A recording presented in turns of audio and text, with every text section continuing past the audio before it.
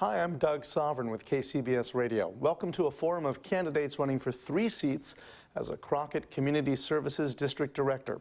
Today's forum is sponsored by the Contra Costa Elections Division, Contra Costa Television, the League of Women Voters of Diablo Valley, and the League of Women Voters of West Contra Costa County.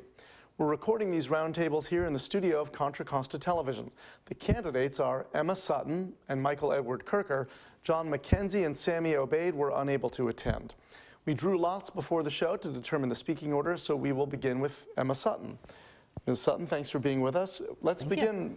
Why should people vote for you to represent them in Crockett? I've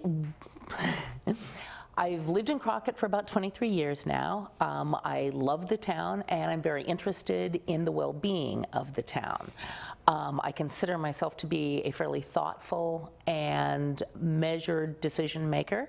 I enjoy learning about problems before making a decision about what should be done about them. And I believe I'd be a very thoughtful and fair and interested member of the Community Services District. And Mr. Kirker, thanks for being with us as well. Why should people vote for you when they see your name on that ballot? Again, I'm a longtime resident of Crockett, and I came to Crockett in the mid-'70s, and I've really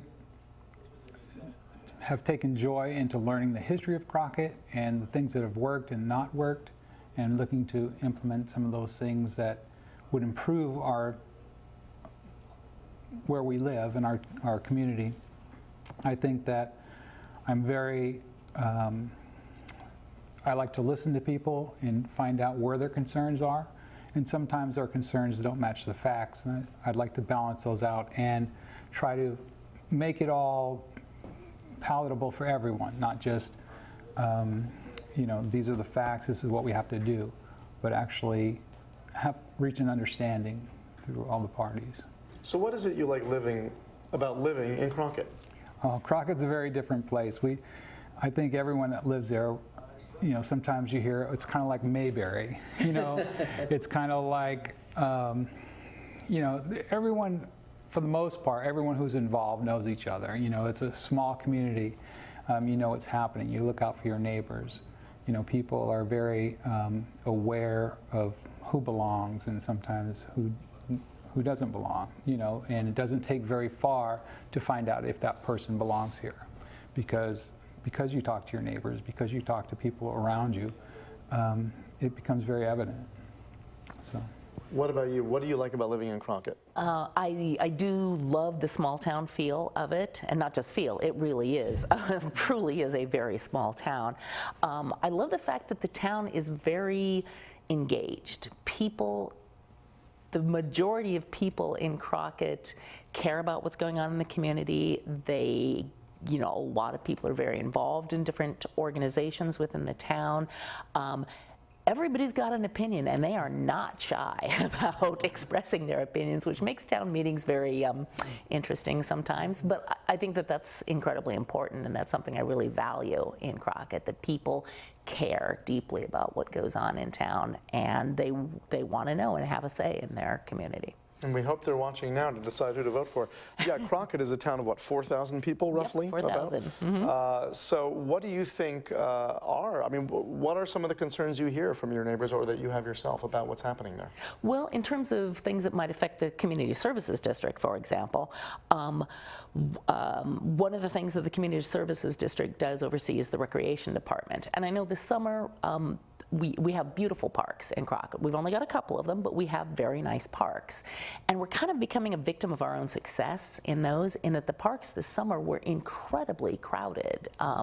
You know, there were parties there. Like every park would be stuffed with people having parties, which on the one hand is great, but on the other hand, I did hear some mutterings about the garbage, for example. It created a lot of garbage and recycling problems, and you know, somebody's got to pay for that, and there's no charge for using the park.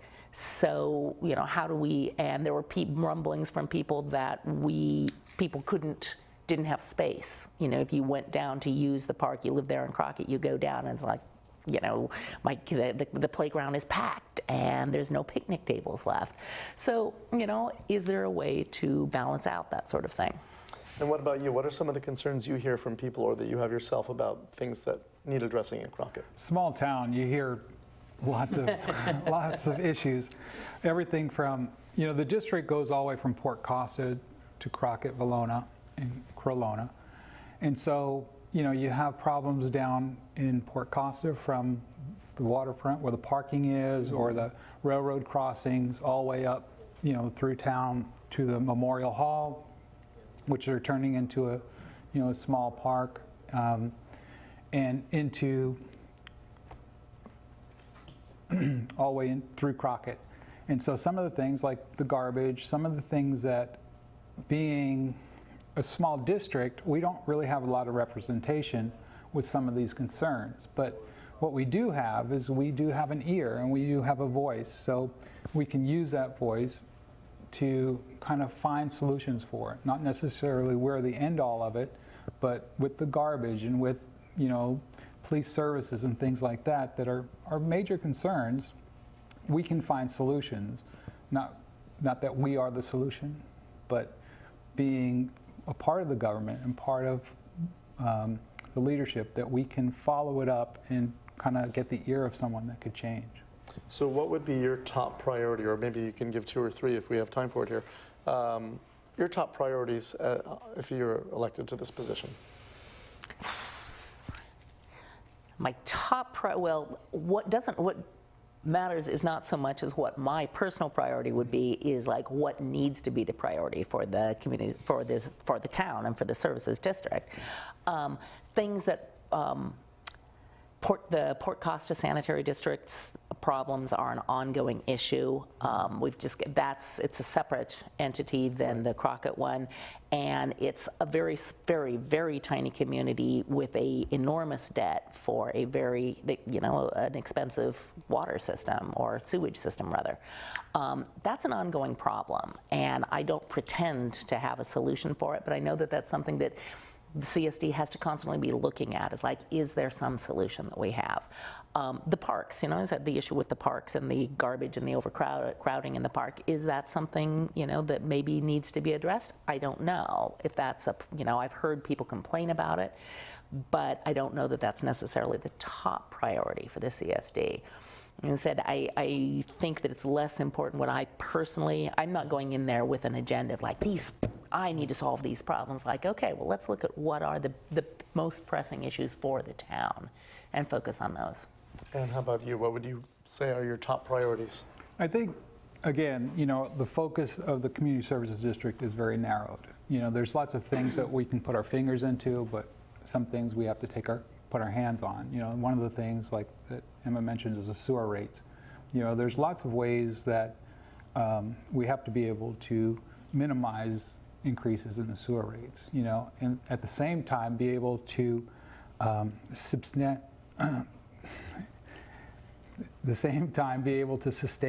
the infrastructure, and maintain it, especially in Port Costa. Where I managed Port Costa for a while for the district, and there are a lot of challenges. I think that there are some things we have to look ahead to in order to be able to prepare for, but it's the same for Crockett. Crockett could be facing some challenges also.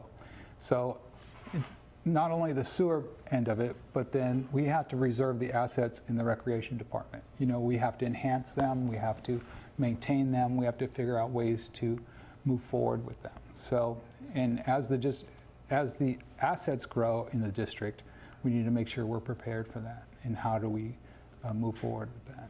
You mentioned the possibility of charging for the parks because they're free now. Is that something you would support or consider? Is that something people you think would accept? I think we'd have to look really hard at that because that seems like the obvious solution, but I'm not sure that that's the right solution. I see so many pitfalls with that.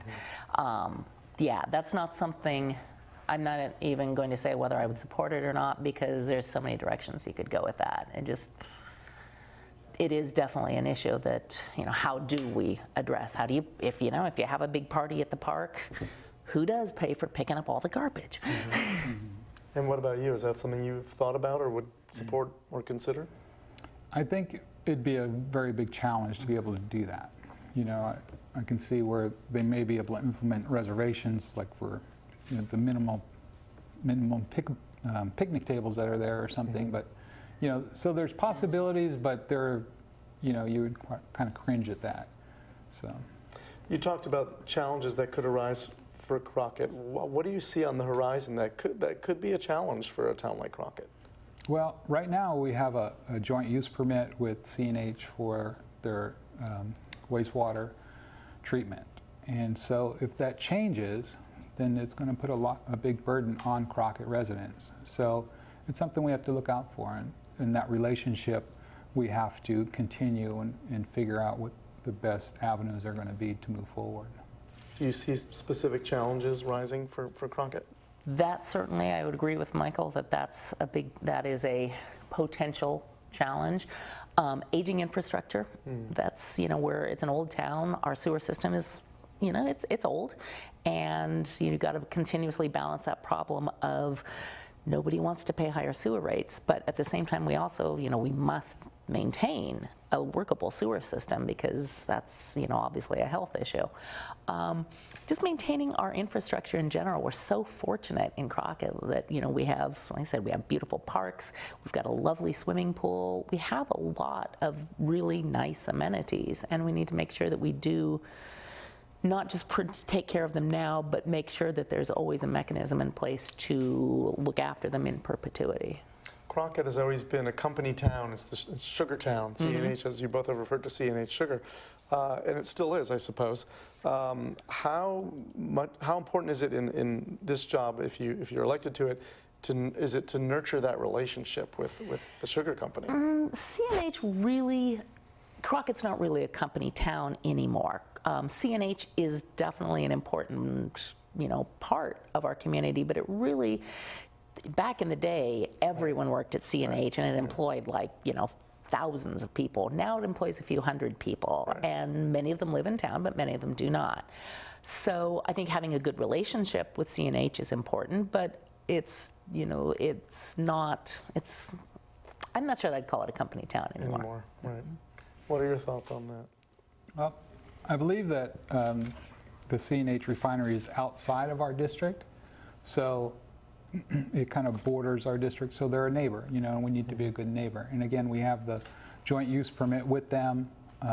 In the past, I helped negotiate we were in litigations with them about that, and we were able to come to an agreement with them about it.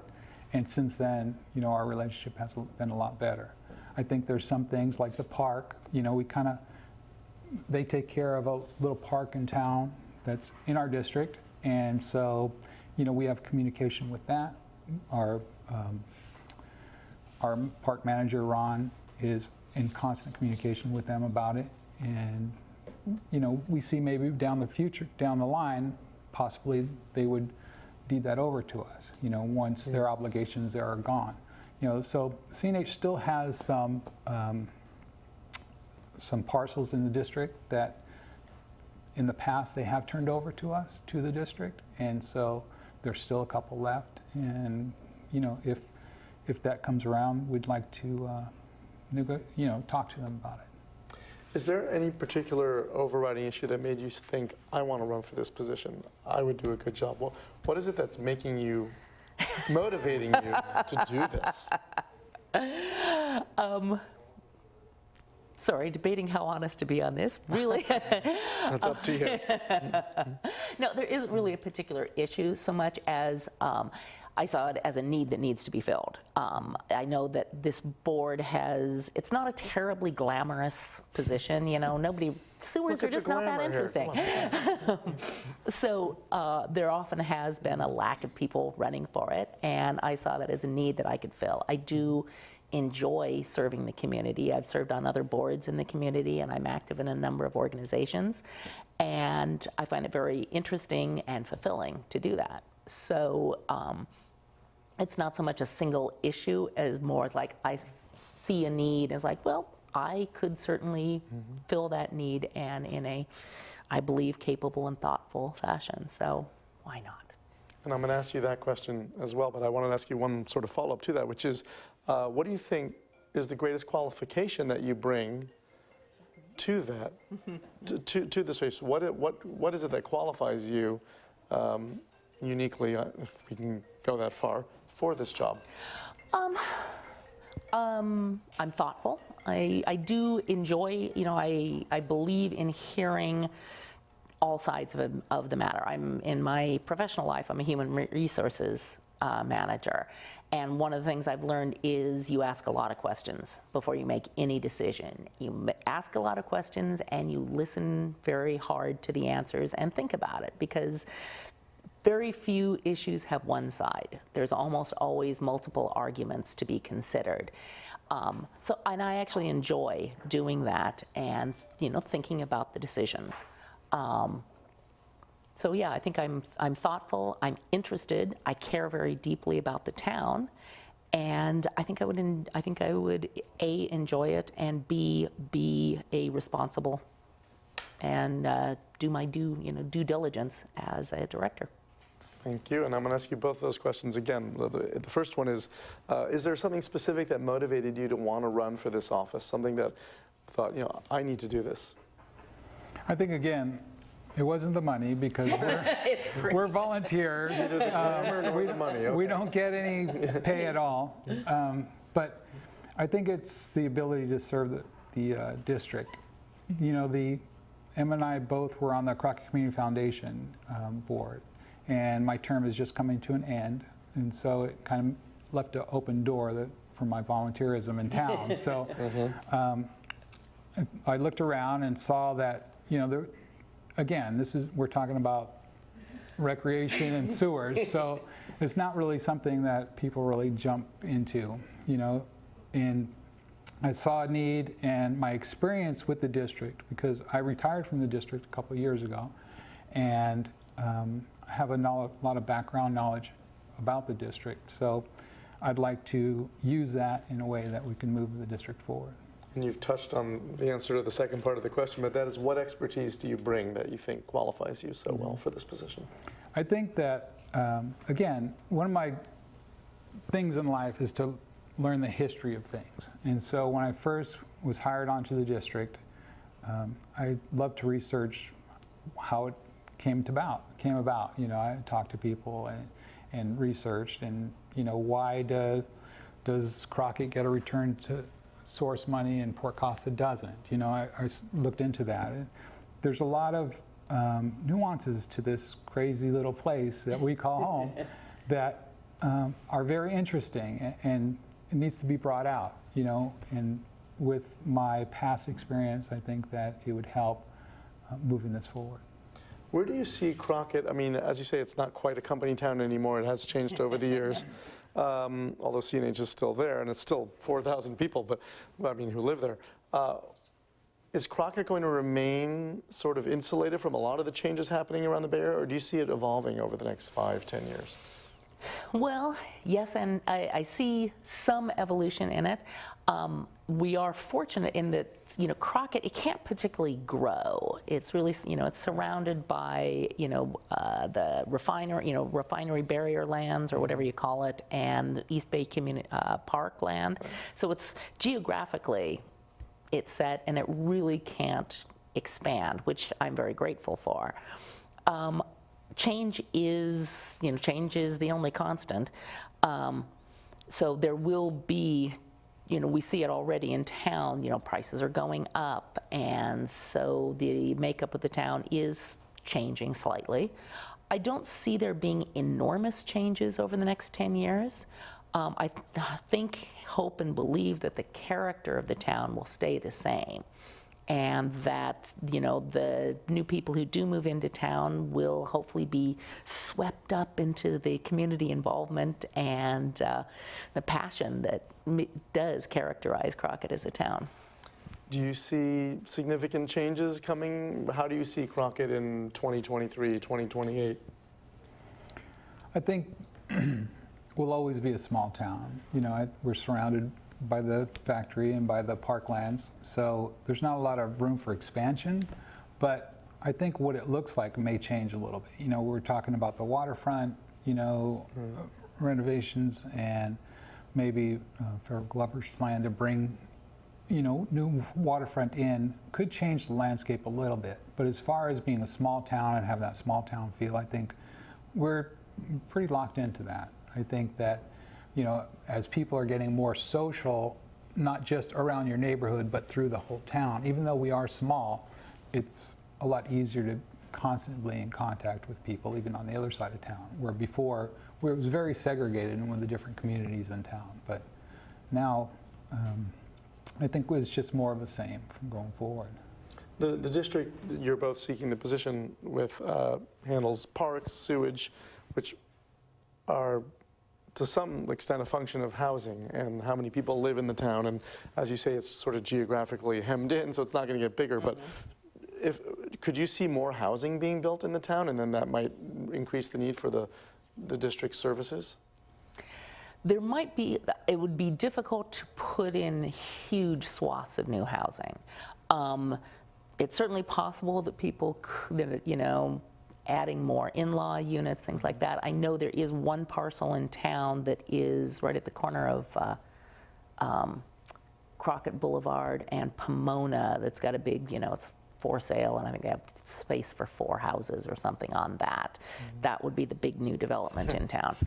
In Crockett, that would be a big deal. So I don't see there being a huge increase. As I said, there might be some density increases, but there's already actually an awful lot of in-law units and duplexes and things like that in town. So again, I don't see it, there just isn't really the ability, I don't think, for it to get significantly more dense.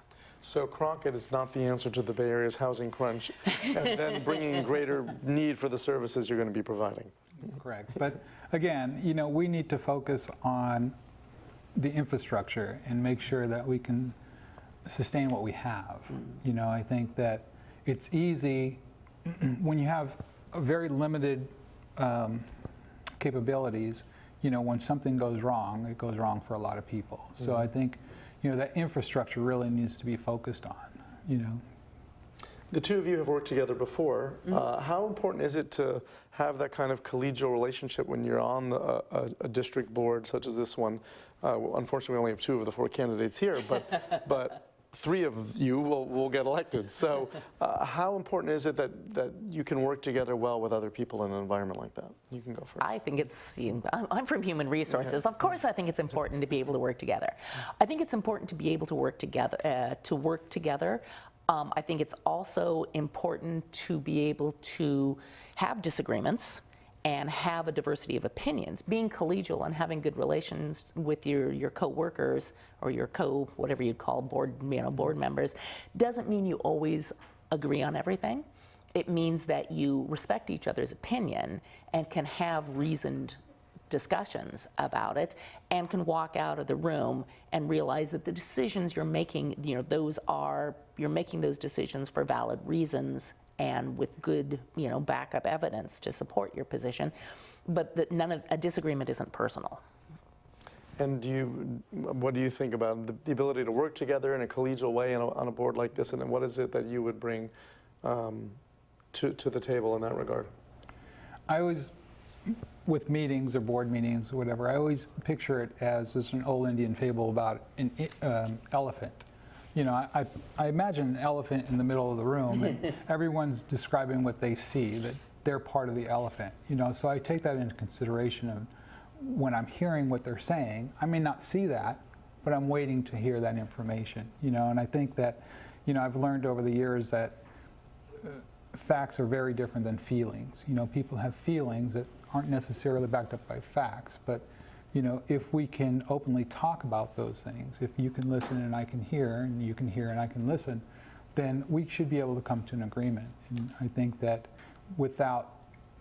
it's especially in a small town, it's very hard to walk without stepping on someone's toes. So it's a little bit of a dance, but you have to dance. That's well put.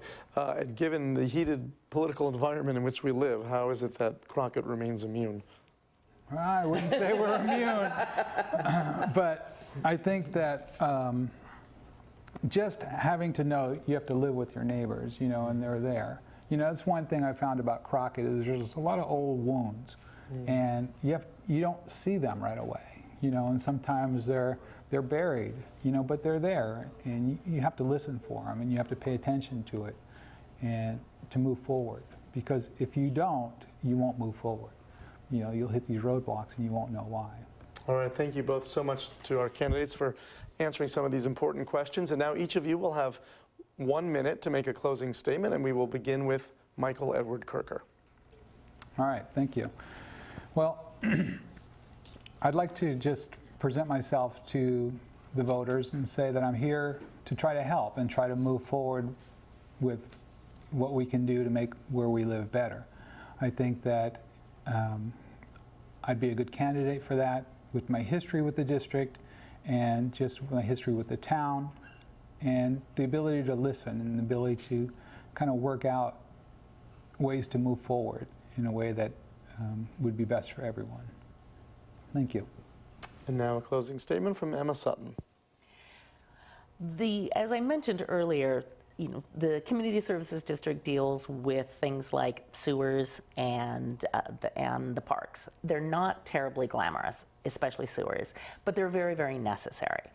I would be a very thoughtful, hardworking, and reliable director. I will, if elected, I promise I will show up for meetings. I will listen carefully. I will, read the background information and make the most thoughtful and well-reasoned decisions that I can that do the most good for the community. I love Crockett, and I would be very, very honored to be able to serve in this position. That concludes our forum of candidates running for 3 seats as a Crockett Community Services District Director in the November 6th general election. And once again, the candidates joining us today are Emma Sutton and Michael Edward Kirker. John McKenzie and Sammy Obaid were unable to attend. For more information on the candidates, please visit the website votersedge.org. To view this broadcast online, go to www.cocovote.us. I'm Doug Sovereign, political reporter with KCBS Radio. Thank you for watching, and don't forget to vote on November 6th.